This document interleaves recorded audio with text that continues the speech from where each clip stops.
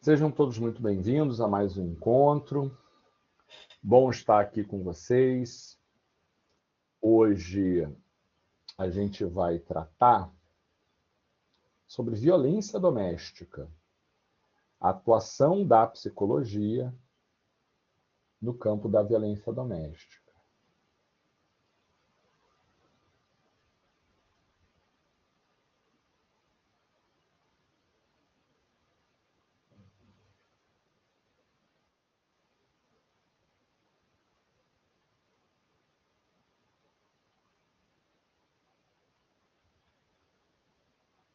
Oi, Dani. Como é que vocês estão? Tudo bem?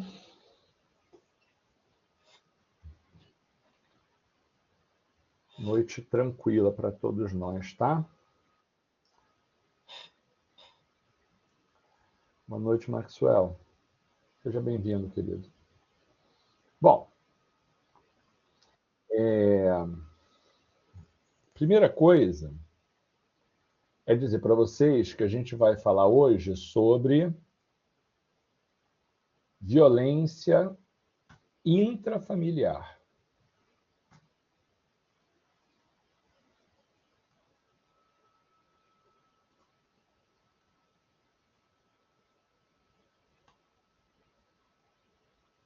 A gente vai falar sobre violência intrafamiliar.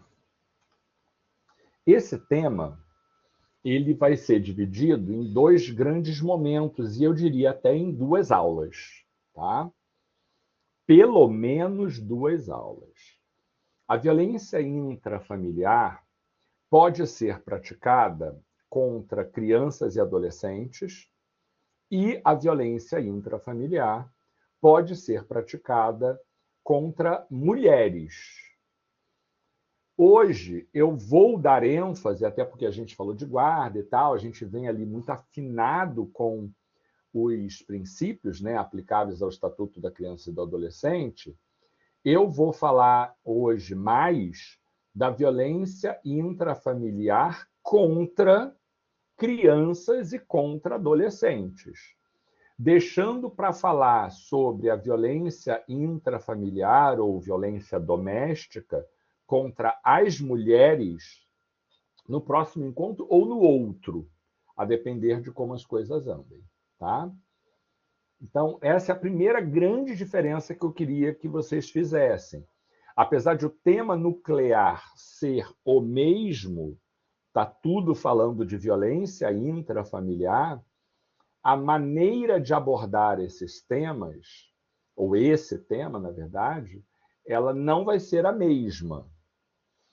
Entendamos que o primeiro grande desafio que nós temos é o de definir qual a norma que se aplica a cada tema desse. Esse é o primeiro grande passo antes mesmo de eu discutir com vocês a interface da psicologia com essa área temática. Esta é uma questão, a primeira, estritamente jurídica, mas essencial, inclusive para trazer os valores, para trazer os parâmetros que serão usados para discutir a temática. Então, a gente sabe que o nosso ordenamento jurídico, de uma forma geral, possui muitas e muitas e muitas e muitas normas.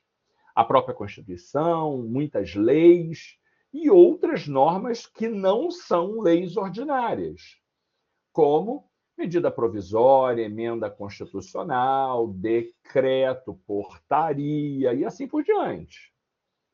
Dentro de todo esse arcabouço, o nosso ordenamento jurídico vai possuir normas diferentes que podem, isso acontece com bastante frequência, que podem tratar do mesmo assunto. Violência intrafamiliar é uma matéria com essa característica. Várias normas direto ou indiretamente, mais especificamente ou de maneira mais geral, tratam sobre o assunto violência familiar, violência doméstica. Quando essas normas, diferentes normas, tratam do mesmo assunto, a primeira coisa que vocês precisam fazer é discernir se essas orientações diferentes se chocam ou não se chocam.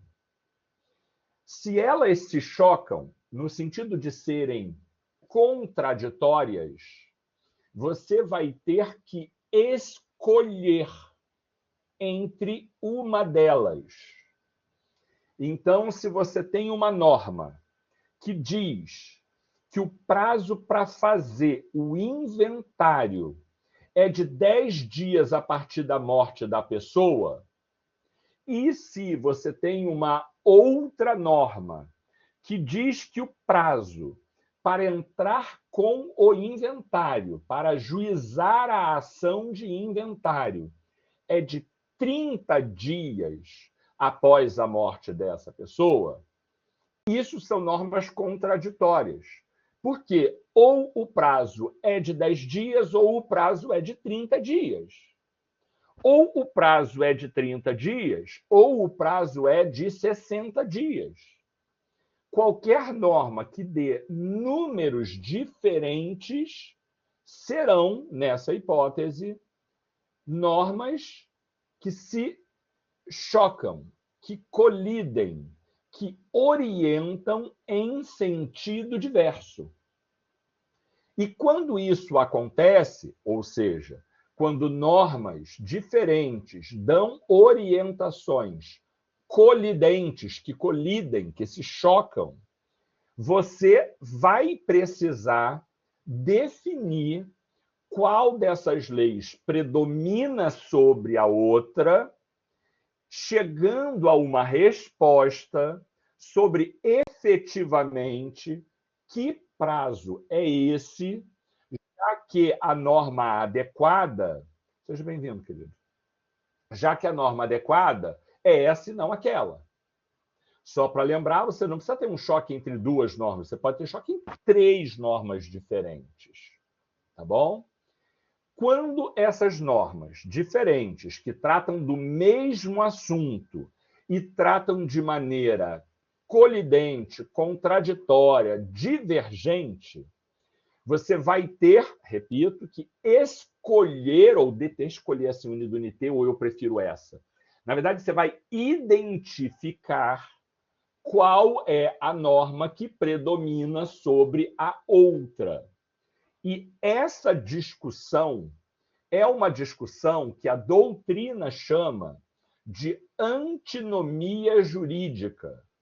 A antinomia é uma forma de reconhecer que normas diferentes se chocam por regular de maneiras distintas uma mesma matéria, gerando para o jurisdicionado, para o cidadão comum, insegurança jurídica. Haverá, nesse caso, insegurança jurídica. Vou retomar mais uma vez. É necessário que haja normas diferentes, que tratam da mesma matéria e que o teor dessas normas seja contraditório. Aí você vai precisar escolher uma delas para aplicar e a outra para rechaçar. Só que essa escolha não é uma escolha de vontade, é uma escolha orientada por uma técnica, que a gente vai chamar de técnica de solução das antinomias. Com relação a isso, está claro para vocês? Tudo bem? Beth está dizendo que está ok, a Andrea também. Beleza. Então, nenhuma dúvida, né? Ninguém tem nada para perguntar. Posso ir adiante? Posso ir adiante. Obrigado aí pelo retorno. Então, vamos lá. Quando você tem uma antinomia, que é esse quadro que eu desenhei aqui para vocês, a norma, na verdade, a doutrina traz 3 critérios que ajudarão a estabelecer, não por sua vontade, mas pelo critério, qual deles vai predominar. E isso vai apontar para qual norma deve ser aplicada e qual norma deve ser rechaçada.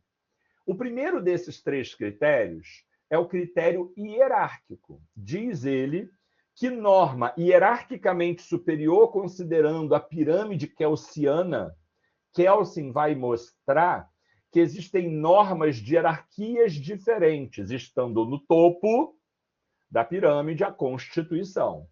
Há um olhar doutrinário que vai dizer que existem normas que estão acima da pirâmide, portanto, acima da Constituição, que são as normas supraconstitucionais, como os tratados internacionais e tal, de que o Brasil é signatário. Não quero discutir profundamente o direito constitucional. Eu só quero que vocês saibam que quando a gente fala do critério hierárquico para resolver esta antinomia, esta hierarquia de que fala o critério é a hierarquia que o Hans Kelsen traz e que organiza nessa pirâmide sobre a ordem hierárquica que cada norma possui. Lá no topo a Constituição, abaixo da Constituição as leis ordinárias, desculpa, antes disso ainda as emendas, as leis ordinárias, embaixo disso decreto e blá, blá, blá. Então tem uma ordem, tá? Que o Kelsen propôs, de hierarquia nessas normas, sendo a base da pirâmide as normas, vamos dizer, hierarquicamente inferiores, e o topo da pirâmide possuindo as normas hierarquicamente mais relevantes. Se a Constituição diz algo e uma lei diz algo contra essa Constituição, fique com a Constituição. Acolha o que a Constituição fala. Porque a colisão de uma norma constitucional com uma norma legal faz com que a lei seja inconstitucional, predominando aquilo que está na própria Constituição. Por isso que a gente diz que a lei é inconstitucional, contrária aos ditames da Constituição. Se você tem uma lei ordinária federal e você tem uma lei ordinária municipal, a orientação da lei federal predomina sobre aquilo que diz a lei municipal. Houve a publicação no início do surgimento dos Uberes, algumas leis municipais, inclusive o município do Rio de Janeiro, mas também em São Paulo, capital, também em Fortaleza. Houve normas, enfim, normas municipais que proibiram a atuação dos Uberes nessas cidades. Porém, observando a polêmica, rapidinho, Luiz, observando a polêmica e aquilo que se instalava sobre pode ou não pode o Uber atuar, porque o argumento na época é de que a atuação do Uber era irregular porque ele estava trabalhando como uma espécie de táxi informal, portanto não autorizado e, portanto, exercendo uma atividade ilegal. É o chamado exercício ilegal da profissão. O que o governo federal fez? Editou uma lei federal, regulando a diferença entre o Uber e o táxi. E quando ele regula a diferença entre o Uber e o táxi, ele está dizendo que a atividade do Uber é regular. Ele até diz o que o Uber precisa fazer para trabalhar de maneira regular. Ele precisa ter o carro lá direitinho com o CRLV, ele precisa ter a carteira de motorista B ou maior, ele precisa ter na carteira que ele trabalha como profissional que dirige, ele precisa mostrar os seus antecedentes criminais e daí por diante. Então, quando a lei federal diz que o Uber é uma atividade diferente, que para ser Uber ele tem que fazer isso, isso, o que a gente está falando aí? A gente está falando que esta lei federal que veio depois, e ela é hierarquicamente superior à lei municipal, essa lei federal predomina. Então, essa lei federal acabou com a controvérsia, porque tinha uma discussão se essas leis municipais, Rio, São Paulo, Fortaleza, por exemplo, se elas eram ou não eram normas constitucionais, ou se aquela proibição era uma proibição inconstitucional. Quando uma lei estadual, que é hierarquicamente superior à lei municipal, vem dizer que a atividade é permitida e regula como é que tem que ser feito isso, acabou essa discussão. Porque uma lei estadual autoriza essa atividade.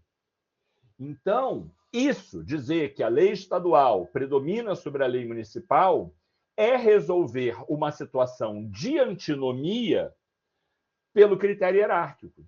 Quando eu digo que a Constituição predomina sobre o que está ou não está na lei, isso é resolver pelo critério hierárquico. Não há nenhum dispositivo legal, lei, que fale sobre o direito de famílias homoafetivas. Mas a Constituição diz que todos somos iguais perante a lei, sem distinção de qualquer natureza. Então, quando a lei não fala dos pares homoafetivos, não é que ele está proibindo. Ele só não falou, ele só ainda se omitiu, ele ainda não tratou dessa matéria. Mas ele não está proibindo. Por quê? Porque se a lei proibir, então ela está tratando pessoas de forma diferente por conta da sua orientação sexual. Isso colide com o que diz a Constituição. Entre o que diz a Constituição e o que diz a lei, a gente fica com o que diz a Constituição. Então, a interpretação é de que a norma de proteção dos pares homoafetivos, ela não é necessária porque eu tenho uma norma hierarquicamente superior, que é a Constituição, que vai garantir a tutela desse direito. Entenderam a lógica do critério hierárquico? Diga aí, Luiz. Desculpa fazer você esperar tanto, tá, querido? Então, professor, eu moro aqui em Araruama, né? E uns 15 dias atrás teve uma polêmica parecida aqui em Cabo Frio. O prefeito queria proibir os Uber de outras cidades de trabalhar na cidade, né? Só que eu acho que isso é um pouco complicado de tentar regularizar, porque hoje em dia, como as placas são Mercosul, então não tem como identificar muitos carros de outras cidades, né? Isso aí ele acabou criando um pandemônio na cidade e teve que voltar atrás da decisão dele, porque acabou trabalhando todo mundo, né? Porque tinha que parar todos os carros para saber quem era de Cabo Frio e quem não era. Você disse que é complicado. Eu não diria que é complicado, eu diria que é inconstitucional. É inconstitucional. Você sabe, Luiz, que muitas das vezes o prefeito, quando faz isso, ele sabe que é inconstitucional. Ele sabe. Ele sabe que vai produzir lei ou que vai trazer a proposta e que vai dar merda. Ele sabe disso. Mas sabe o que faz? Mesmo sabendo que é inconstitucional, adivinha? Porque pior que ele sabe, até porque ele é advogado também, né, doutor Serginho? Mas assim, existem advogados e advogados, né? Sei lá quem é, mas nem conheço, não tem como dizer. Mas assim, o fato de ser advogado também para mim não quer dizer muita coisa, não. É um movimento político de acolhida dos Uberes da cidade que vota nele, para dizer, eu estou a favor de vocês. Declarar inconstitucional, mas eu fiz a minha parte, sabe? Então, sabe que não vai dar em nada, mas faz, porque imagina que isso é uma estratégia de angariar voto, pelo apoio, pela parceria e tal. Pronto, esses Ubers para sempre vão querer votar nesse cara, porque sabem que se der algum problema, ele vai estar do lado deles. Então, é esse o movimento da esperteza também, às vezes, sabe? Não é a ignorância da inconstitucionalidade. Não sejam bobos. Muitas das vezes, quem propõe a lei até sabe ser inconstitucional, mas o movimento é político, a preocupação não é jurídica, entende? Agora, às vezes, o critério hierárquico não resolve. Eu tenho duas normas diferentes, ela trata do mesmo assunto, ela trata... Diga aí, Luiz. Pode falar, Luiz. Quer falar de novo? Ou só clicou errado? Estou achando que clicou errado. Vou baixar a tua mão, tá? Se quiser falar, é só abrir o microfone. Então, eu, às vezes, tenho duas normas, elas tratam do mesmo tema, elas, apesar de tratarem do mesmo tema, elas são contraditórias, elas dizem coisas diferentes, então eu vou precisar escolher entre uma delas a partir dos critérios que a doutrina oferece. E não dá para usar o critério hierárquico, porque essa primeira é uma lei ordinária federal, e essa também é uma lei ordinária federal. Aqui o critério hierárquico não vai resolver, porque elas são leis de mesma natureza jurídica, então não resolve o critério hierárquico. Aqui, nesse caso, valerá o critério da especialidade. Por exemplo, a gente tem o ECA, que é o Estatuto da Criança e do Adolescente, que é uma lei federal. E a gente tem uma outra lei, na verdade, é um decreto, mas o STF já declarou que o status desse decreto é um status de lei ordinária, tá? Então, é um decreto, mas o status, a natureza jurídica é de lei ordinária, que é o Código Penal. Então, em direito penal, a gente fala da prática de violência. A gente fala lá de lesão corporal, a gente fala de tentativa de homicídio, a gente fala de homicídio, a gente fala de um monte de coisa que está ligado à violência, inclusive à violência doméstica. Por que não? Porque fala ali da prática de atos de violência. Porém, o Código Penal é uma lei geral. Enquanto o Estatuto da Criança e do Adolescente é uma norma especial. Tem alguém com o microfone aberto aí. É o Luiz que está com o microfone aberto.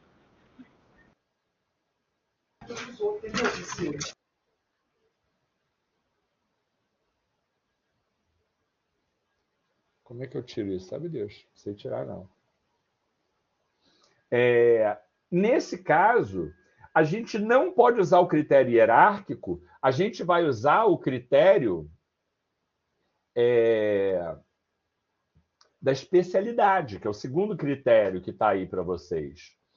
Segundo o critério da especialidade, a norma especial predomina sobre a norma geral. Imagina, sem problema. Acontece. Predomina sobre a norma geral. Então, se de um lado eu tenho o Código Penal que fala sobre a tutela dos bens jurídicos penalmente relevantes como um todo. E aqui eu tenho uma outra norma que é o ECA. Já vou explicar essa questão. Que dentro dela tem normas de direito penal. Então, entre a lei especial, que trabalha especificamente sobre o que interessa à criança e ao adolescente, e do outro, eu tenho uma lei geral, a lei especial predomina sobre a lei geral. É assim que a gente vai raciocinar. Mas, às vezes, as duas leis são especiais, as duas leis têm a mesma posição hierárquica, ou as duas leis são gerais e têm uma posição hierárquica idêntica e ainda assim elas estão em colisão. Quem foi que trouxe? A Vanessa lembrou aqui da lei do Henri Borel. Esta é uma lei que fala especificamente sobre uma conduta criminal que vai se aplicar à criança e adolescente. Era uma lei especial. Só que o ECA também é uma lei especial. Então, a gente começa a perceber que nem sempre o critério hierárquico vai dar para ser aplicado e que nem sempre o critério da especialidade vai poder ser aplicado. Nessa hipótese, eu uso o critério temporal. A lei mais nova predomina sobre a lei mais antiga, porque a gente infere que a lei mais nova é a última vontade manifestada pelo legislador para poder regular aquela matéria. É a última vontade que se conheceu emanando do legislador para tratar daquele assunto. Então, a gente fica com a lei mais nova e revoga a lei mais antiga, a não ser que a própria lei mais nova diga expressamente que as duas leis estão valendo e devem ser aplicadas em situações ligeiramente diferentes. É o que acontece, por exemplo, com o tema do bem de família. Ele está previsto no Código Civil de 2002 e ele está previsto numa lei que é a Lei 8.009 de 90.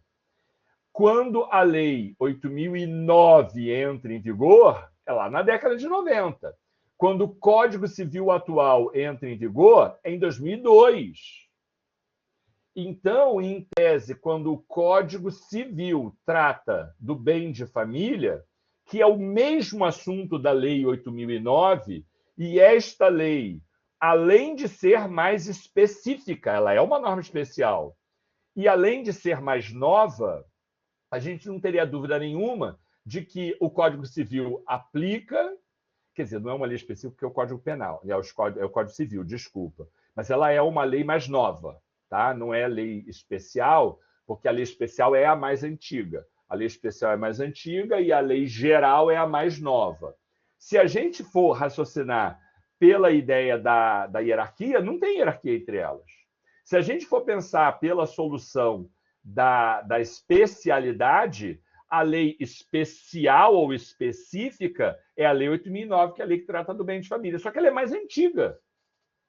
E o Código Civil, que é a lei geral, é mais nova. Só que o Código Civil fala expressamente, no primeiro artigo que trata desse assunto, que é o 1711, ele fala expressamente: mantido o regramento existente em lei especial que trate da mesma matéria. Alguma coisa parecida com isso. Em português claro, o que o Código Civil está dizendo é o seguinte: não tem uma lei aí que fala especificamente sobre esse assunto que eu estou tratando aqui agora? Então, o que está aqui vale, mas o que está lá também vale, são duas situações diferentes. Ele tem que expressamente dizer, porque se ele não diz, esta lei mais nova vai predominar sobre a lei mais antiga. Então, a doutrina traz critérios muito claros para resolver aquilo que a gente está agora chamando de antinomia. A antinomia acontece, existe uma colisão entre normas, a gente soluciona por esses três critérios: hierárquico, especialidade e temporal. Mas pode ser que duas normas tratem do mesmo assunto, ambas falam do mesmo assunto. Só que uma não colide com a outra. Elas não dizem coisas contraditórias. Elas não dizem coisas que são antagônicas. Essa fala do assunto X, essa também fala do assunto X. Só que dá para eu aproveitar coisas que estão aqui e dá para aproveitar coisas que estão aqui. Eu não preciso afastar uma norma e aplicar a outra, dizendo que uma não vai ter utilidade e que a outra é plenamente aplicável. Pode acontecer, e acontece, de o doutrinador entender que esta norma existe, essa daqui é de mesma hierarquia, elas são de tempos diferentes, mas eu não preciso aplicar o critério temporal, porque em nenhum momento elas se chocam, elas se contradizem. Essa garante A, B, C, D, E para um determinado sujeito de direitos, e essa daqui garante Z para o mesmo sujeito de direito, falando sobre o mesmo assunto, falando sobre a mesma matéria.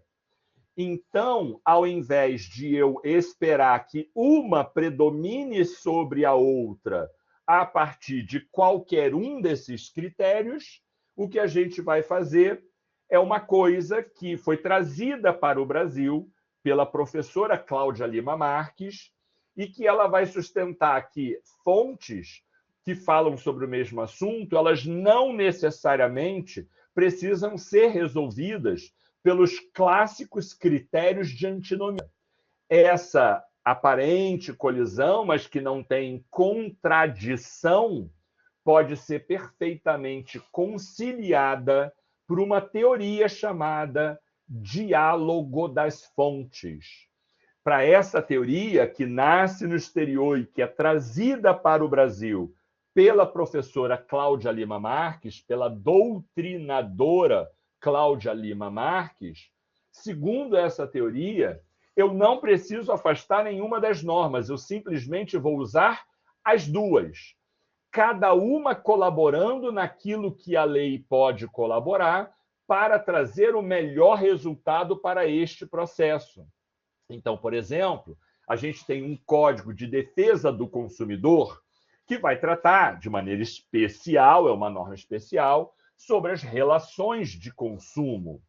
E a gente tem uma outra norma, que não é o CDC, tá? Mas que vai tratar de assuntos que estão lá no CDC. Tá? Ou a gente tem uma norma especial, que é o CDC, que fala especificamente sobre as relações de consumo, e a gente tem uma outra norma, que é uma norma geral, chamada Código Civil, e que vai ter um pedaço dessa lei que vai falar dos contratos, e entre esses contratos vai falar do contrato de transporte. Ora, o Código Civil tem um pedaço que fala sobre o contrato de transporte. E a gente tem o Código de Defesa do Consumidor, que se aplica aos contratos de transporte, porque toda pessoa que é transportada é consumidora do prestador de serviço em empresa de transporte, de ônibus, de trem, de avião, seja lá o que for. Então, se eu tenho um CDC e se eu tenho um Código Civil, aplica a lei de que o especial predomina sobre o geral e o Código Civil vai afastar, e o Código de Defesa do Consumidor vai afastar o Código Civil. Calma, não é assim.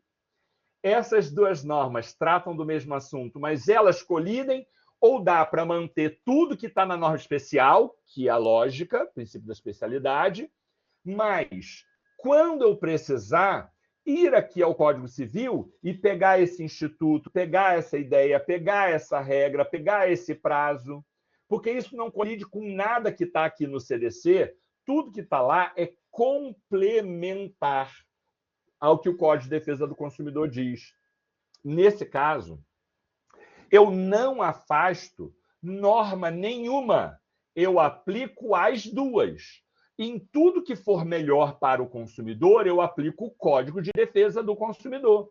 Mas aquilo que está no Código Civil, que também é uma garantia melhor para o consumidor, e que não está prevista lá no CDC, para isso eu aplico o Código Civil. Mas tem que dizer na sua fundamentação que eu aplico o Código Civil pela teoria do diálogo das fontes. Porque se eu observar que isso é uma antinomia e for aplicar essas regras, o CDC é aplicado e o Código Civil é afastado. Porque a norma especial predomina sobre a norma geral. Só que não havendo colisão ou contradição de ideias ou interesses, eu não preciso que ninguém afaste o outro. Eu posso usar as duas normas em conjunto. Ficou claro para todo mundo isso? A teoria só pode ser usada se a lei estiver expressamente dizendo... Não. Não é isso, Beth. Não é dizendo que não expressa revogamento, que não revoga expressamente. Ela pode até não revogar expressamente. Pode até não revogar expressamente. Mas o que vale aqui é se há contradição no que a norma estabelece, ou se, apesar de serem normas diferentes, se uma coisa não esbarra na outra.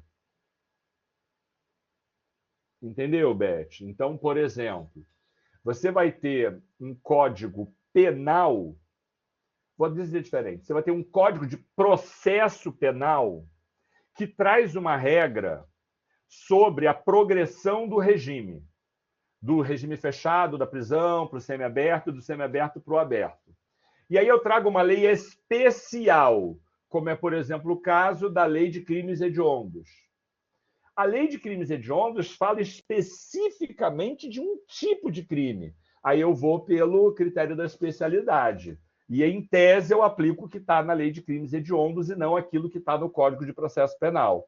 Por quê? Porque a Lei de Crimes Hediondos trouxe prazos processuais específicos para a prática deste crime. Tá? Não existe contradição entre eles. O que existe é uma especialidade. Tá?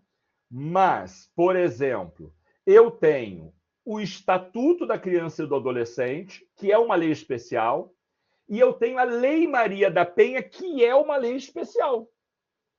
As duas têm a mesma hierarquia, lei ordinária, e as duas têm a condição de leis especiais.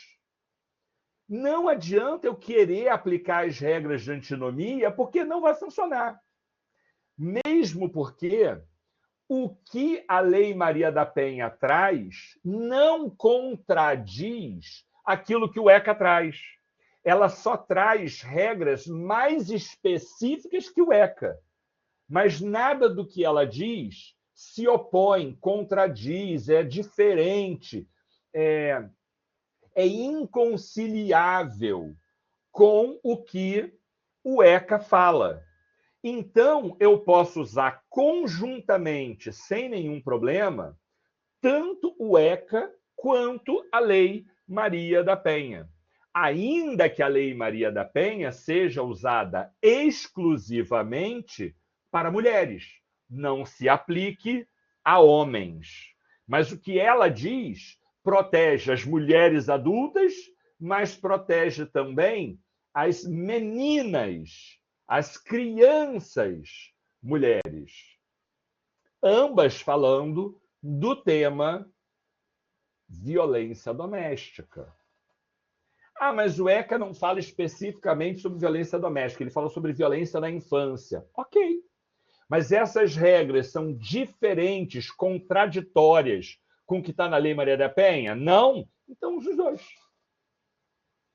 Isso se chama diálogo entre as fontes. A teoria se chama Teoria do Diálogo das Fontes, assinada no Brasil pela professora Cláudia Lima Marques. Todo mundo entendeu essa diferença? Tudo bem? Posso ir adiante? Beleza. Estou indo adiante. Ficou claro, Beth? Então, já viu ali que disse que entendeu. Então, tá bom. Bora lá. Suel, Elisa, bora lá. Se entenderam isso, eu queria dizer uma outra coisa. Violência intrafamiliar ou violência doméstica é uma coisa só. Mas por que, Nelson, que você está diferenciando a violência contra criança e adolescente e a violência contra mulheres. Porque a Lei Maria da Penha se aplica apenas a mulheres. Ela também pode se aplicar a crianças, portanto que sejam crianças do sexo feminino. Então, se é uma questão de violência doméstica contra criança e adolescente, a norma mais importante não é o Código Penal. A norma mais importante não é a Lei Maria da Penha. A violência contra as mulheres, a violência contra as crianças e os adolescentes tem como norma mais importante o ECA. Nelson, então eu não posso aplicar a Lei Maria da Penha? Se não contradisser o que está no ECA, posso sim. Posso aplicar as duas juntas, o ECA e a Lei Maria da Penha. E se uma coisa contradisser a outra? Eu fico com o ECA, porque ele é a lei mais específica, ele trata sobre criança e adolescente. A Lei Maria da Penha fala sobre violência doméstica de uma forma geral. Tá bom? Então, olha como há uma hierarquia. A Lei Maria da Penha é especial em relação ao Código Penal. Mas ela é uma norma geral em relação ao ECA, em que a violência familiar é praticada contra um menino, contra o filho da família. Então, observe que uma norma B em relação a uma norma A, ela pode ser uma norma especial. Mas essa mesma norma especial B em relação a uma norma C, ela pode ser a geral e a outra ser a especial. Visualizaram que uma mesma norma pode ser coisas diferentes a depender do parâmetro? Isso é a lógica da vida quem mostra, né? Eu posso ser considerado baixo em relação a uma pessoa e posso ser considerado alto em relação a uma outra pessoa. Ok. Nenhum problema com relação a isso. Outra coisa importante é que diz a Lei Maria da Penha, vou abrir aqui a lei, tá? Lei Maria da Penha. Diz lá no artigo 1º da Lei 11.340 que esta lei cria mecanismos para coibir e para prevenir a violência doméstica e familiar contra a mulher, nos termos do parágrafo 8º do artigo 226 da Constituição Federal. Isso significa que quando a Lei Maria da Penha diz que ela protege, né, ela coíbe e previne violência doméstica ou familiar contra mulheres nos termos da Constituição, é porque serve para aplicar aqui, isso já foi uma discussão, não é mais uma discussão, serve para aplicar aqui a situação das mulheres trans. Ok? Então, mulher, em qualquer hipótese, em qualquer circunstância ou natureza, elas vão poder se valer da Lei Maria da Penha se elas passarem por violência doméstica. Mas se você for um homem, você também não sofre violência doméstica? Posso sofrer violência doméstica sendo homem. Por que não? O homem pode apanhar da mulher. Mas, pessoal, apanhar, né? Violência pode ser psicológica, violência pode ser patrimonial, violência pode ser sexual. Este homem não poderá se valer da Lei Maria da Penha. Então, o que ele vai usar? Então quer dizer que ele não tem direito nenhum? Tem. Mas qual norma tutela o interesse desse homem vítima de violência doméstica? O Código Penal, que é a lei geral, que fala sobre violência lato sensu. Então, estou dizendo para vocês que um primeiro passo importante é você identificar qual é a lei, qual é a norma, que às vezes não é lei, né? Às vezes é decreto, às vezes é portaria, às vezes é emenda constitucional. Qual é a norma que se aplica a cada caso, a fim de não raciocinar tudo com uma cabeça e, na hora, acabar entendendo que a norma era outra e que o raciocínio é completamente diferente e, por isso, você vai perder a ação. Fala aí, Aninha, tudo bem? Como é que eu posso te ajudar? Boa noite, obrigada, professor. Boa noite. Então, primeira coisa, assim, não sei se o senhor está andando aí com o slide, né? Está adiantando. Não, ainda não. Ah, tá. E outra coisa, só para resumir aqui, não sei se eu entendi. Então, entre a Lei Maria da Penha e o ECA, em se tratando de criança e adolescente, tem maior relevância o ECA, né? Se ele não estiver se chocando, é isso? Isso, porque ele ampara qualquer criança e qualquer adolescente. Mas se a criança vítima de violência for uma menina, algum problema de eu me valer do que está no ECA e de eu me valer do que está na Lei Maria da Penha? Nenhum problema.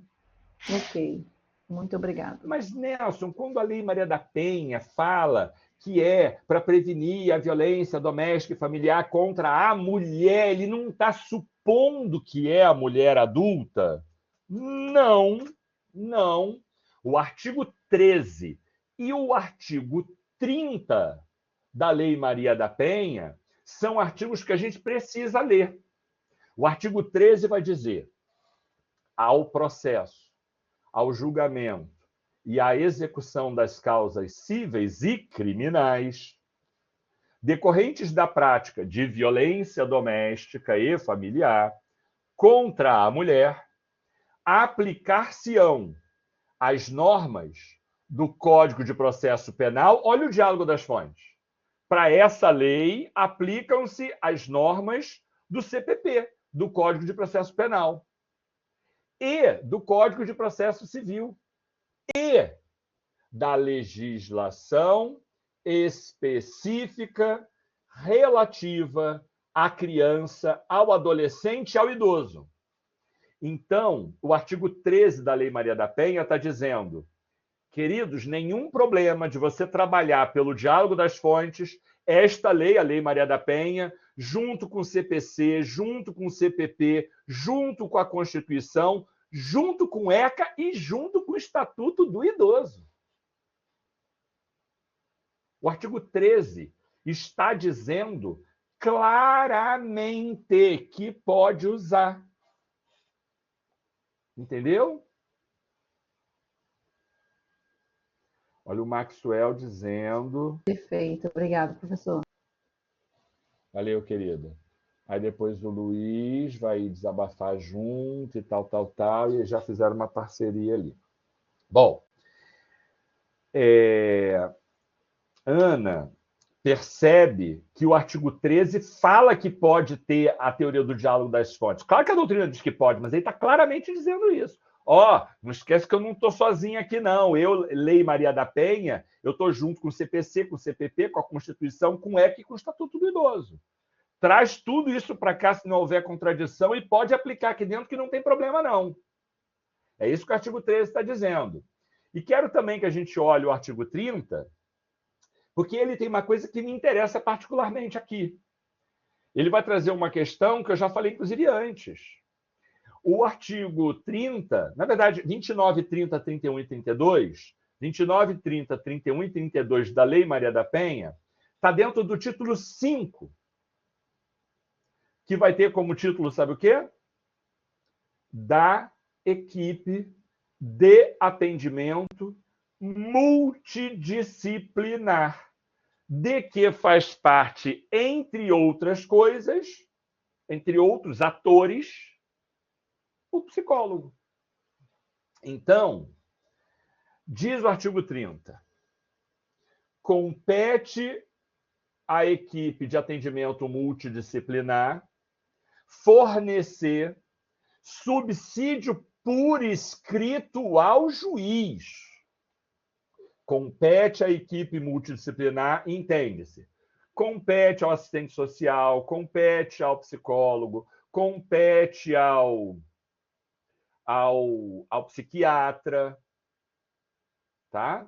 Compete a todos eles fornecer subsídios por escrito ao juiz, ao MP e à Defensoria Pública, mediante laudos escritos, né? Ou verbalmente durante a audiência, e desenvolver trabalhos de orientação, de encaminhamento, de prevenção e de outras medidas, voltados para aquelas que são ofendidas, as mulheres. Então, olha o título 5 falando da equipe multidisciplinar de que faz parte o psicólogo. Olha o artigo 30 falando que o papel dessa equipe, entre eles o papel do psicólogo, é fornecer subsídio por escrito ao juiz, ao MP e à defensoria. A gente abrange isso entendendo que também para delegado e qualquer outra parte. Porque a equipe multidisciplinar registra isso na sua mente. A equipe multidisciplinar atua em qualquer fase, eu vou repetir, qualquer fase da prestação jurisdicional. Antes, durante e depois. Antes, durante e depois. Ela pode atuar. A equipe multidisciplinar pode atuar em qualquer fase da prestação jurisdicional. Então, pode atuar oferecendo documentos por escrito, inclusive mediante laudos, ou verbalmente durante a audiência.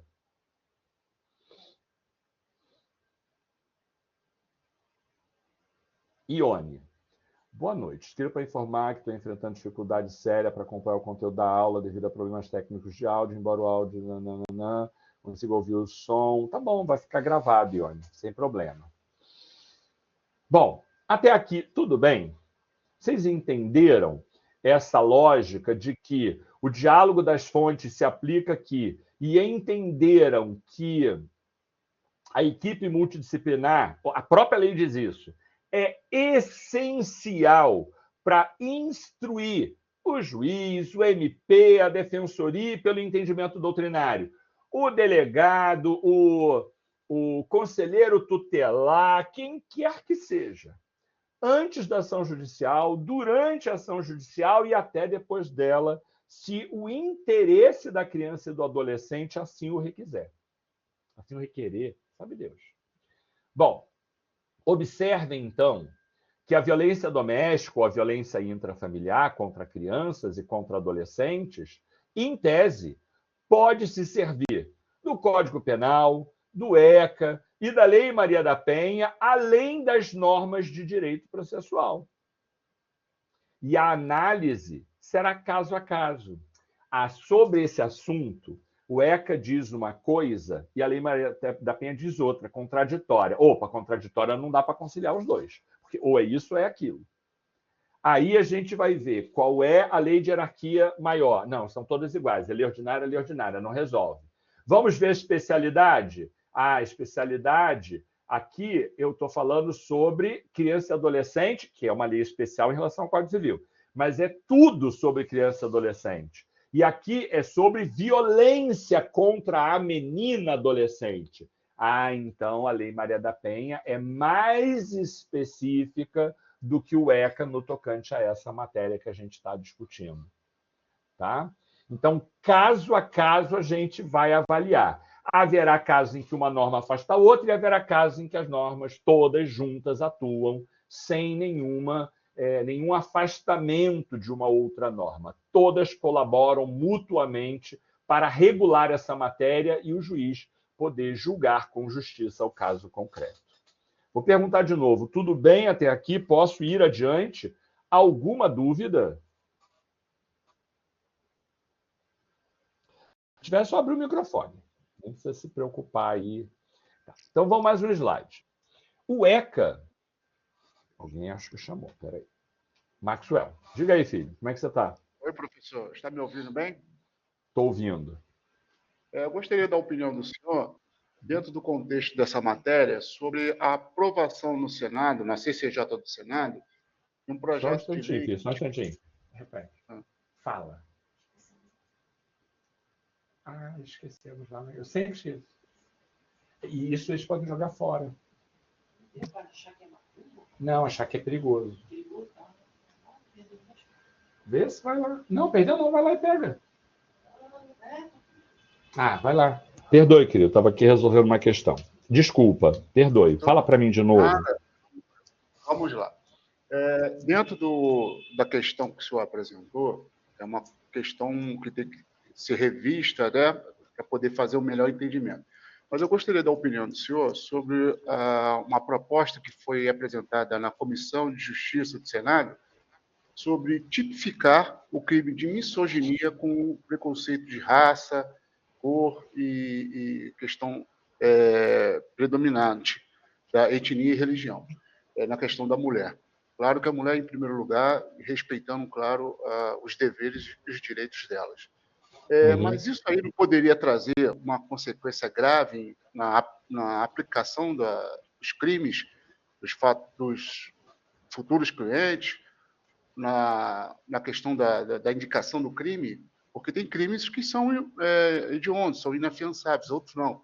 Esse, pelo que eu vi na matéria, vai ser um crime inafiançável, né? Vai ser diretamente pedida a prisão provisória dele. Qual a sua avaliação sobre esse tema? Eu avalio que não é uma novidade. Eu avalio que não é uma novidade. Porque não sobre a misoginia, mas sobre a homofobia, o STF já disse que a homofobia equivale a racismo, preconceito. Então, não é uma novidade a gente entender, vamos chamar assim, que um tipo de preconceito, né, específico, ele caracteriza um tipo penal com interpretação conforme a Constituição. E é claro que, com isso, eu acabo alargando um pouco a aplicação do dispositivo sem mexer na lei, só mexendo na interpretação. Essa é a crítica de alguns, porque isso é contrário à orientação do princípio da anterioridade penal. Porque, para alguma coisa ser crime, tem que ter uma lei que o defina, não pode ser uma decisão judicial. Tá? Mas o que o STF disse assim, não estou criando uma norma, ela sempre existiu, eu só estou dizendo que é isso que a Constituição fala. Entendo. Eu entendo a sua fala de risco e eu concordo que esse risco existe. Eu concordo. Até porque a gente tem, Maxwell, um problema hoje sobre essa questão de gênero, que algumas pessoas vêm discutindo, isso está crescendo. Durante muito tempo, cresceu a discussão da tutela do direito da mulher, que é um direito absolutamente legítimo, né?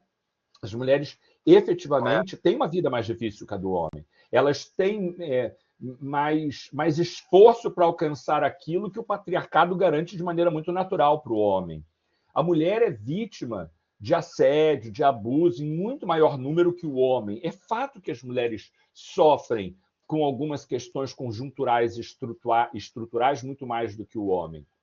Mas aí vem nascendo nos últimos anos, Maxwell, uma discussão que é a de que também existem, e eu não estou negando o que eu acabei de dizer, tá? Isso é fato, ponto. Mulheres são vulneráveis em relação ao homem numa sociedade machista como a nossa, ponto.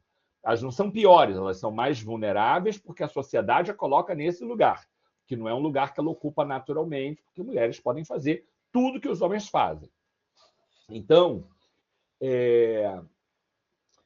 quando a gente observa esse cenário, a gente vai observar também, isso tem vindo à discussão, que algumas mulheres, se valendo dessa presunção, usam mal a lei para prejudicar indevida e ilegalmente homens que não fizeram nada, mas dada a presunção daquilo que elas dizem como verdade, que é uma estratégia de proteger o mais vulnerável, elas dizem para alcançar um objetivo, sabendo que aquilo é mentira, apenas com o objetivo de vingança, ou seja lá o que for.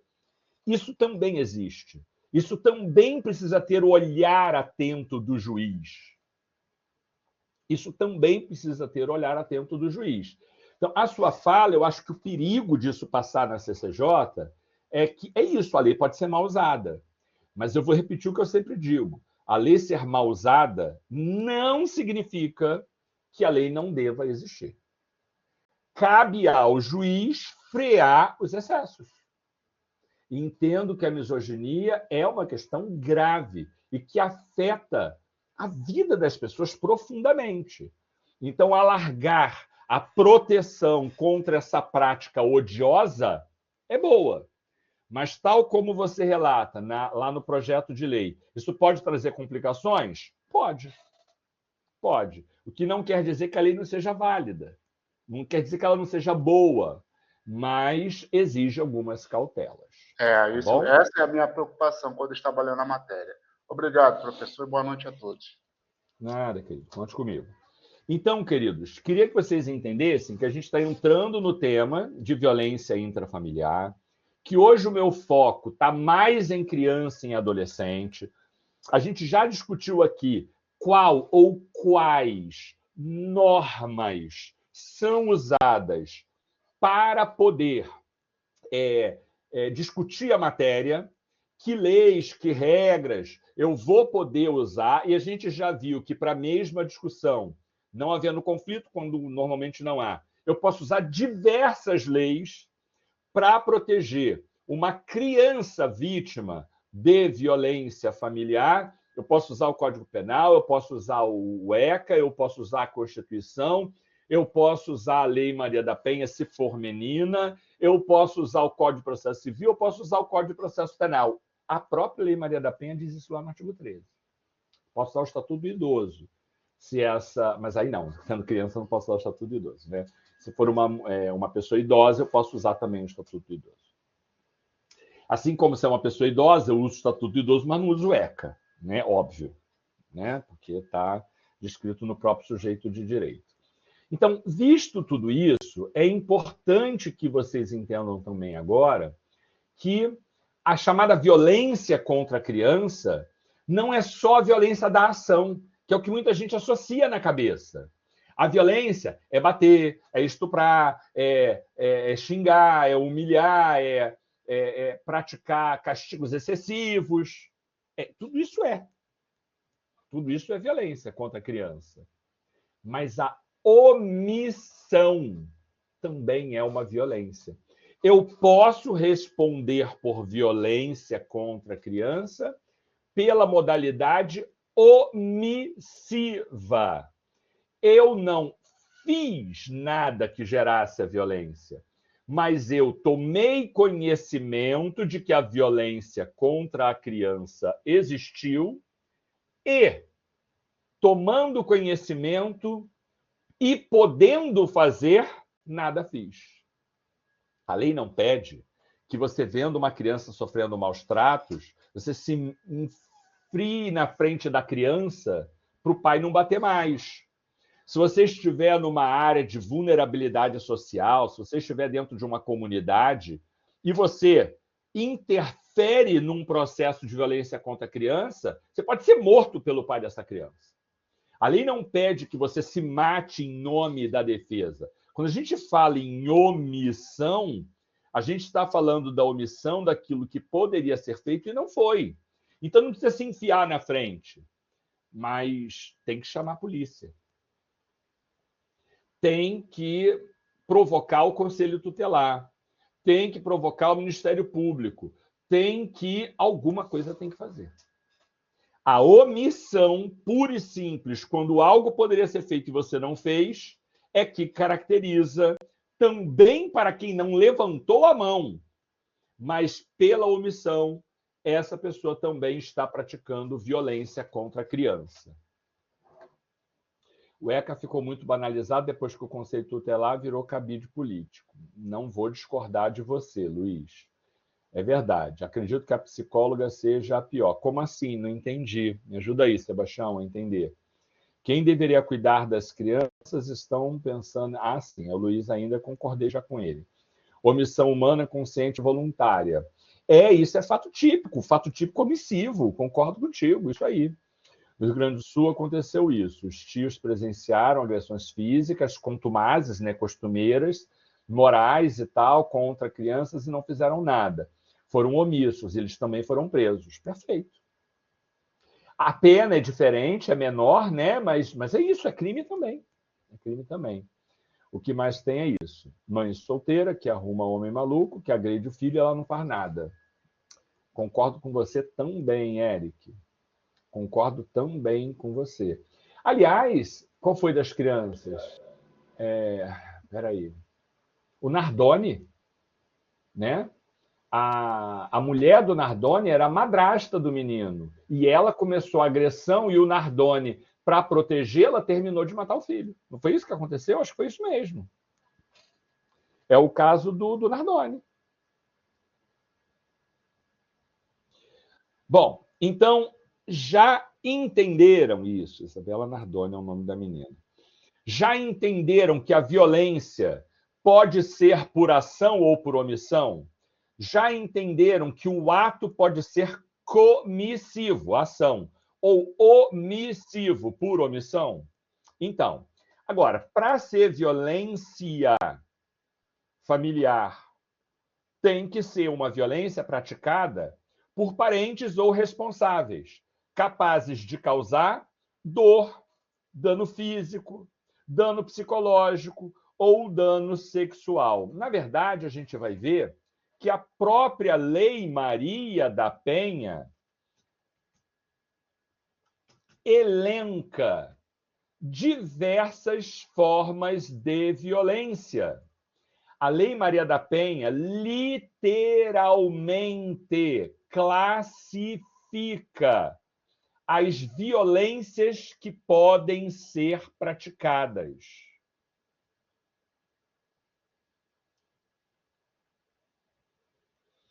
Eu estou falando do artigo 7º. Diz ele, são formas de violência doméstica e de violência familiar contra a mulher, entre outras. A gente vai ver isso na aula que vem. Aí vai falar lá, violência física, violência psicológica, violência sexual, violência patrimonial e violência moral. A Lei Maria da Penha elenca 5 tipos diferentes de violência que podem ser praticados. E apesar de ser na Lei Maria da Penha, há um consenso doutrinário de que mesmo a violência sendo praticada contra um homem, um menino, eu não aplico a Lei Maria da Penha, eu aplico o ECA, mas a ideia de que tudo isso é violência vai se aplicar também ao ECA. Tá? O ECA não precisa falar em violência patrimonial. Ele não fala. O ECA não fala em violência patrimonial. Mas, por ser um tipo de violência reconhecido como uma violência que se pratica contra o vulnerável, eu também não posso aplicar isso a outros vulneráveis como uma estratégia de violência? Claro que pode. Você não tem um dispositivo para mencionar, porque no ECA não tem. Mas você pode, por analogia, falar de violência patrimonial contra criança e contra adolescente, sem nenhum problema.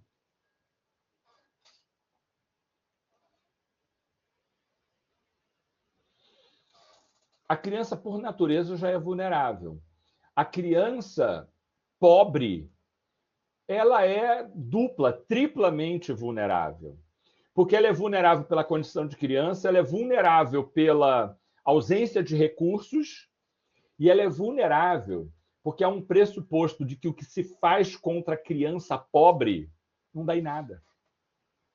A chacina da Candelária não é só um crime bárbaro, é um crime que revela que há uma crença incutida no inconsciente coletivo, como dizia o Freud, como dizia também o Jung, o Carl Gustav Jung, de que se eu matar crianças de rua, não vai dar em nada.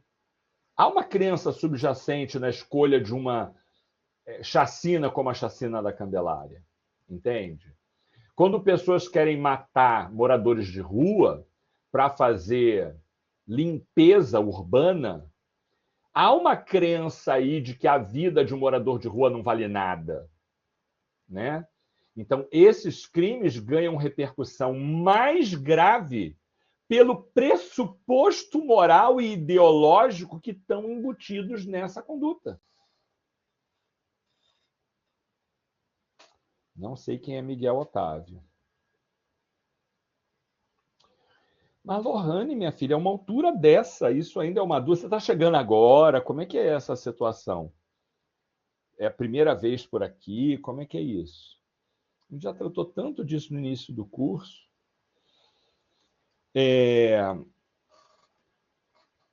Então, vê se fica claro que violência é mais do que só violência física, como a maioria acha. A própria negligência, a negligência omissiva, é uma forma de violência. Entendeu? E tem ali tipos de violência, etc., porque tem outras. Tá? Não, tranquilo. É porque mesmo que você assista depois, a gente disse lá atrás que a gente não faz presença, a gente não traz frequência. O que eu uso, porque fica aqui registrado, né? Quem entrou e tal. Por exemplo, agora a gente tem 80 pessoas online. 80. Mas existem 2 que saíram e não voltaram. Tá? Existem 2 que saíram e não voltaram. Fica pra gente quem é que estava. Eu não olho para isso, a não ser que me perturbem muito. Reclama. Eu vou olhar, pô, tu nem vem a aula, tá reclamando e tal. Mas, assim, em tese, não. A gente não mexe nisso em termos de frequência, lançamento de falta. Então, a violência intrafamiliar pode ser pensada como toda forma de ação ou de omissão que prejudique o bem-estar, a integridade física, psicológica, a liberdade, o pleno desenvolvimento de qualquer membro da família. Importante a gente dizer que muita gente acha que, por conta do nome, violência familiar, intrafamiliar, violência doméstica, muita gente acha que ela só pode ser praticada dentro de casa. Se um pai dá um tapão na cara de uma criança de 6 anos num parque de diversões, ele está praticando violência doméstica.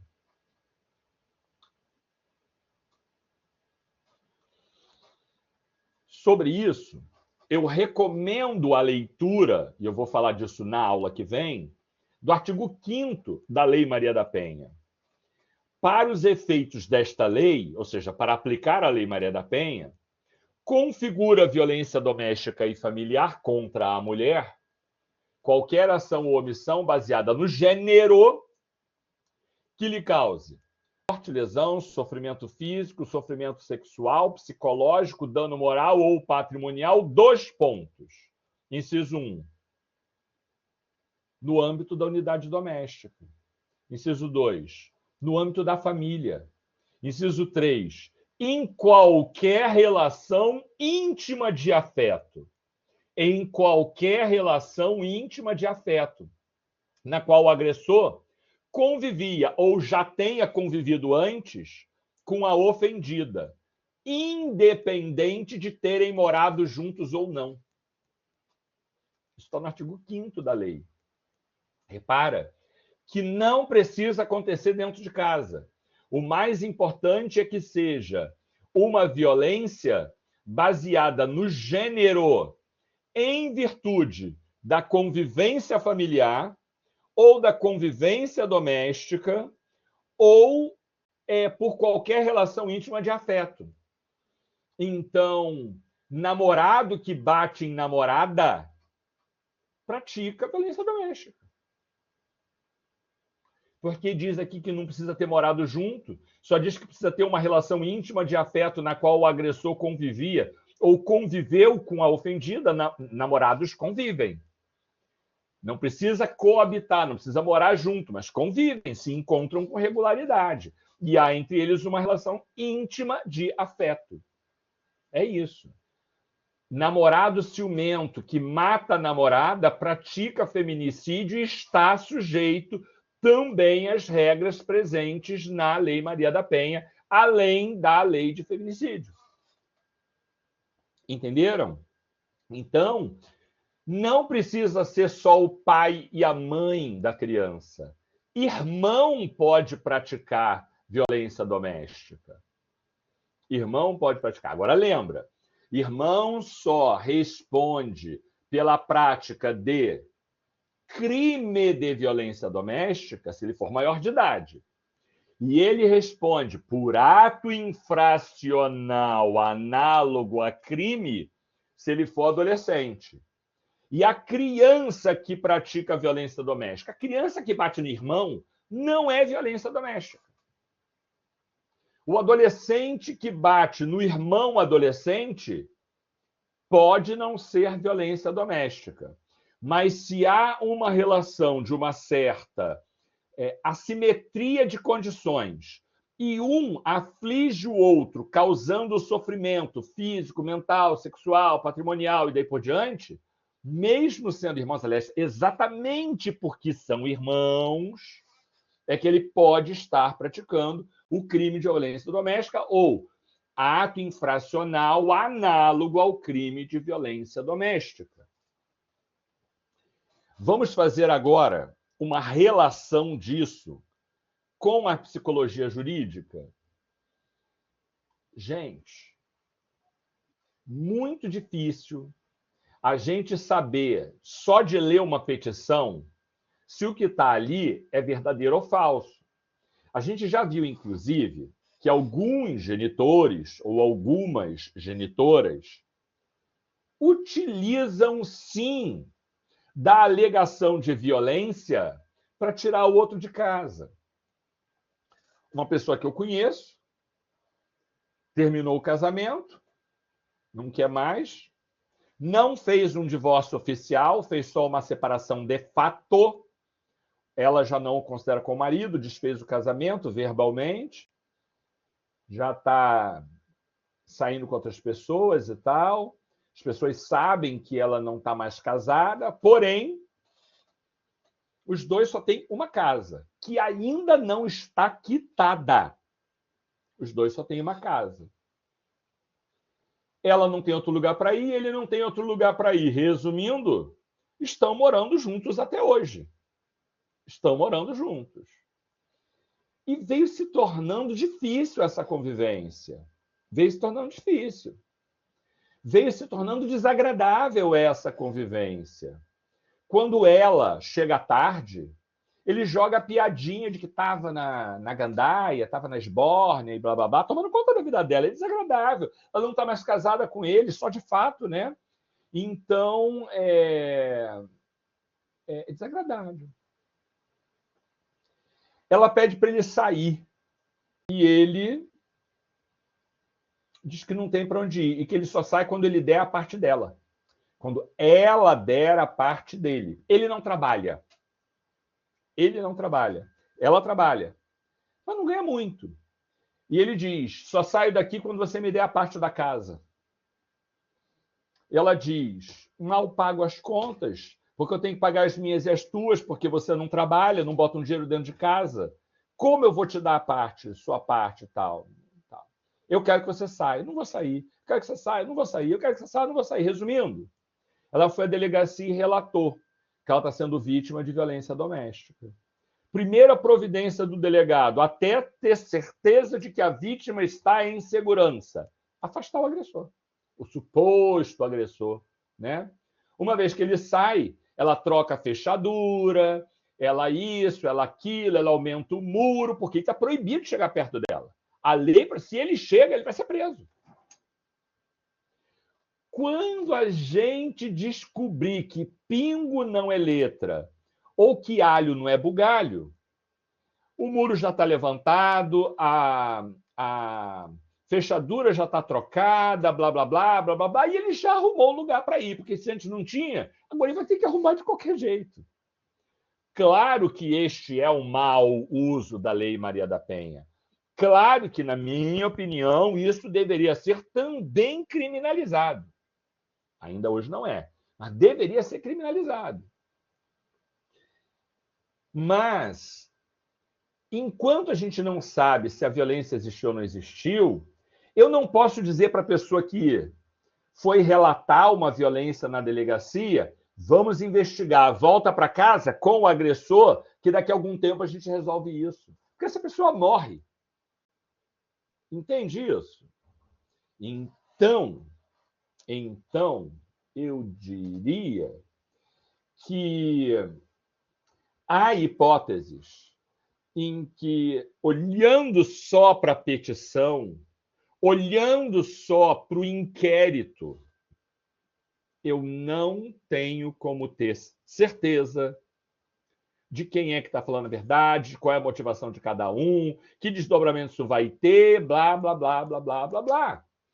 Quem é que tem as melhores ferramentas para, adentrando na subjetividade destes indivíduos, ouvindo o discurso construído e cotejando, comparando, relacionando os discursos com as provas, vai chegar à conclusão de que é uma hipótese, por exemplo, de alienação parental e não de violência doméstica. Quem tem os melhores instrumentos para perceber isso e levar para o juiz, como diz a letra que a gente leu da lei, por escrito no processo laudando ou verbalmente durante a audiência, tanto faz, quem é que tem essas melhores ferramentas? O psicólogo. O juiz não tem como avaliar isso num texto escrito. A assistente social, indo à casa da suposta vítima e ouvindo o discurso de uma mulher que chora e tal, pode ser fingimento. Agora, você pode fingir muito bem, mas a construção do seu discurso deixa falhas ou incoerências ou demonstra traços de personalidade ou mesmo traços de doenças psiquiátricas que vão ajudar esse psicólogo a melhor compreender as circunstâncias elucidatórias do conflito que está em pauta. Vi uma vez um caso de uma menina que disse que o pai a estuprou e que não estuprou, tá? E não era um caso de alienação parental. Não é comum haver na adolescência a manifestação da esquizofrenia. A esquizofrenia é uma doença que, em geral, surge no final da adolescência, no início da vida adulta, se manifesta no final da adolescência e início da vida adulta. Mas era uma criança, 11 anos, sei lá, talvez um adolescente de 12, por aí. Mas era uma pessoa jovem demais, já com esquizofrenia manifestada. E ela tinha uma esquizofrenia paranoide. E ela projetava no pai essa perseguição que, de fato, não existia. Não é que a mãe incentivou. Quando ela contou, a mãe, acreditando na filha, comprou a ideia e reforçou todo o discurso da filha. E depois veio se descobrir que esse pai nunca praticou a violência. Então, repara que são questões muito sutis. A gente precisa de alguém especialista, acostumado a adentrar as questões de ordem psicológica, para poder discernir entre uma coisa e outra. A mãe foi passear com o cachorro, deixou o filho no apartamento da patroa e ele chorou, querendo a mãe. Ela, com o menino de 5 anos no elevador, e colocou para si. Eu me lembro disso. Me lembro disso. Me lembro. Agora eu me lembrei. Me lembro disso. Me lembro. Gente, a aula de hoje tinha vários objetivos, que eu fiz bastante coisa hoje, tá? Fiz bastante coisa. A gente viu as regras de antinomia, a gente viu a teoria do diálogo das fontes, a gente falou como isso tudo se aplica na temática da violência intrafamiliar e, particularmente, a violência intrafamiliar de criança e de adolescente. A gente entendeu o que é violência doméstica, a gente entendeu onde essa violência pode ser praticada, a gente viu as formas de violência e a gente viu o papel do psicólogo na solução de conflitos dessa natureza. Vimos bastante coisa para hoje. Foi onde eu parei na turma da manhã. Para a gente parar junto, eu vou parar aqui. Pergunto se tem alguma dúvida ou há alguma coisa com que eu possa ajudar. Fala para mim, André. Tudo bem, querido? Boa noite, professor. Boa noite, colegas. Professor, só fiquei com uma dúvida quando o senhor falou aí que a Lei Maria da Penha poderia ser aplicada. no caso do irmão praticar violência doméstica contra a irmã. Isso, porque a vítima é mulher. Tá, mas aí não existe uma relação de afetividade amorosa. Mas existe relação familiar. São 4 hipóteses. Qualquer uma delas serve. Não precisa especificamente, então, ser uma relação íntima amorosa. No caso do casal. Não, artigo 5º. Para os âmbitos desta lei, para os efeitos desta lei, configura a violência doméstica e familiar contra a mulher qualquer ação ou omissão baseada em gênero que cause morte, lesão, sofrimento físico, sexual, psicológico, dano moral, dano patrimonial, 2 pontos. No âmbito da unidade doméstica. Dentro da casa, dentro do local de convivência. Né? Uhum. 2, no âmbito da família. Às vezes não é com quem mora junto, mas é o tio que não mora junto, mas que é família. E o 3 só. Falei que eram 4, não, são 3. Em qualquer relação íntima de afeto, no qual o agressor conviva ou tenha convivido com a ofendida, independente de terem morado juntos ou não. Então, a minha dúvida seria essa expressão aí, íntima, relação íntima. Sim, mas isso é uma delas. Mas tem o inciso 1 e o inciso 2. Sim. Esse é só o inciso 3. Você não precisa se apegar ao inciso 3. Eu não estou aplicando o inciso 3 para falar do irmão. Eu estou aplicando o inciso 1. Ele mora com ela na mesma casa. Entendeu a lógica? Não necessariamente precisa estar com os 3 incisos. Não é cumulativa. É alternativa. Sim, compreendi. Obrigado, professor. Tá bom? Nada, querido. Mais alguém que eu possa ajudar? Você Professor? Foi o André, né? Foi o André. Agora, por do André, é o Maxwell. Diga aí, querido. Professor, qual é a sua avaliação sobre o índice que vem aumentando a cada ano sobre o diagnóstico de saúde mental entre crianças e adolescentes nas redes sociais? E foi comprovado que hoje as redes sociais elas trazem um mau benefício para a questão de convívio social.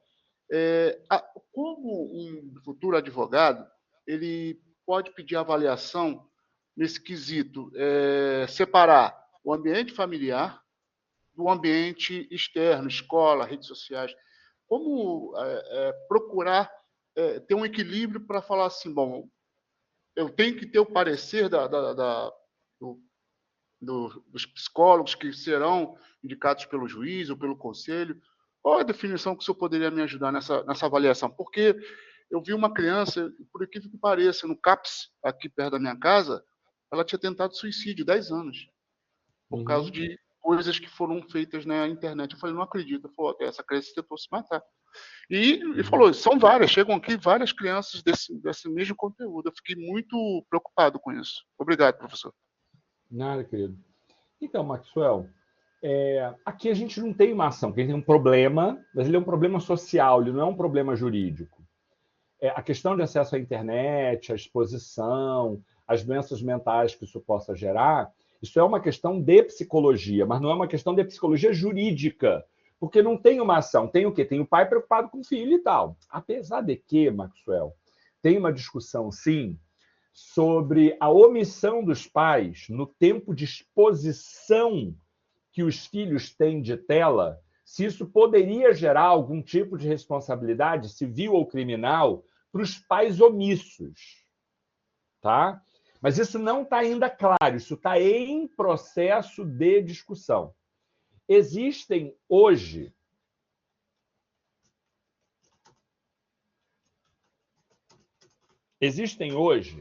alguns diagnósticos específicos sobre superexposição à tela. Espera aí que eu vou te mostrar.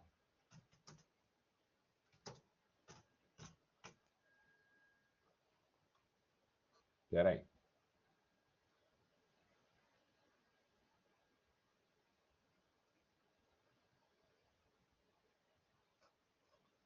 Eu vou colocar aqui para vocês no chat uma notícia que eu vi. A síndrome de acesso excessivo à tela ou dependência de tela é o uso compulsivo e descontrolado de dispositivos digitais como smartphones, tablets, computadores, a ponto de interferir significativamente, tá? Tem que ser uma interferência substancial na vida diária, no bem-estar emocional e nos relacionamentos das pessoas, quem quer que sejam, porque não precisa ser criança, pode ser adulto. Essa condição é um tipo de vício, é um vício comportamental e pode afetar a vida de pessoas de todas as idades, mas principalmente crianças e adolescentes. Um exercício interessante, Beth, é o detox da tela, né? Tenta estar ali e não pegar. Hoje eu não pego mais no celular, eu vou ficar 4 horas até dormir sem mexer no celular. Entendeu? Se você não conseguir, isso é um indício de que você pode ter algum grau, que há graus, algum grau de dependência. Algum grau de dependência. Também caminhando vai largar o celular. Claro, né? Porque se você pegar o celular caminhando, como é que você vai ler? Como é que vai... sei lá, tudo. É difícil, né? Não é impossível, mas é difícil. Não é uma boa. Eu faria esse exercício... Ali, o celular está ali, em cima da mesa. Eu posso pegá-lo, mas eu não vou pegar. Vou fazer outras coisas. Vou botar minha atenção em outros lugares. Não conseguiu, ficou naquela coisa de ter que resistir, alguma dependência provavelmente já tem, tá? E isso altera substancialmente o comportamento da pessoa. Isso gera ansiedade, tá? Isso pode trazer problemas hormonais diferentes, de uma permanente ansiedade. Isso desregula algumas questões importantes aí que vão afetar a saúde mental. Então, é isso.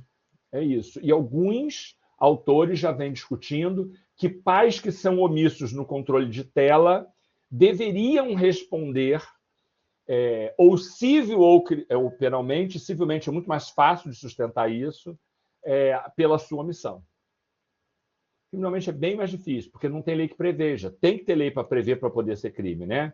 Mas civilmente, fala-se até se isso é só um problema de ter que indenizar, se tem que fazer acompanhamento psicológico, se pode chegar, inclusive, à perda da guarda.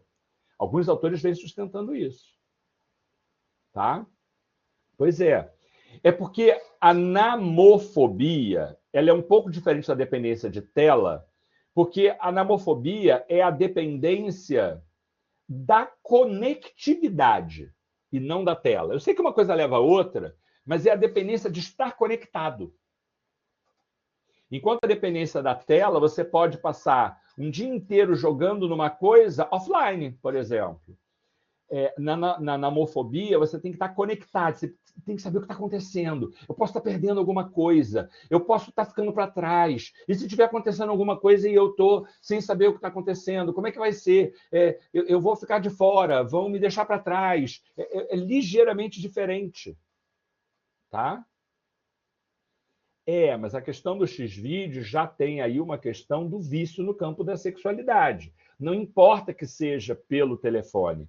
Aí a gente já tem uma questão de dependência no campo da sexualidade. E qualquer vício, pela lógica geral, constitui uma ausência não preenchida. Tá? Mas, enfim, a gente está saindo do tema aqui da nossa aula. Queridos, fiquem bem. Fiquem bem. Aproveitem final de semana. E até a sexta que vem. Tá bom? Olha o outro, vocês daqui a pouco estão falando bobagem. Estou de olho em vocês, hein? Gente, beijo, beijo. Fiquem bem, tá bom? Até a próxima. Beijo, beijo. Valeu, professor. Boa sexta. Vai tomar um choquinho. Para mim ainda não sextou. Ainda tendo 2 pacientes agora, acredita? Para mim ainda não sextou. Mas já vai sextar. Um abraço, gente. Valeu.